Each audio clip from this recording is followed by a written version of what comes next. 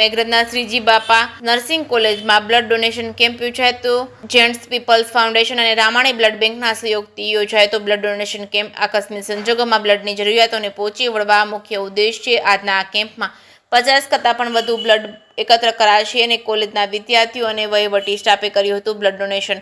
જે કેસવી ગુજરાતી સાથે મયુર પોકાર, માલપુર. શ્રીજી બાપા નર્સિંગ કોલેજ મેઘરજની અંદર બ્લડ ડોનેશન કેમ્પ કરવામાં આવ્યો છે. જાયન્ટ્સ પીપલ ફાઉન્ડેશન તેમજ રામાણી બ્લડ બેંકના સહયોગથી જે દુર્ઘટના બની 12/6 ફ્લાઇટ ક્રેશની, એ દુર્ઘટનામાં ઘણા બધા વ્યક્તિઓને બ્લડની જરૂર પડી અને એ લોકોએ 750 બ્લડની લોકોએ રિક્વાયરમેન્ટ હતી, તો ત્યાં એ લોકોએ પૂરી કરી.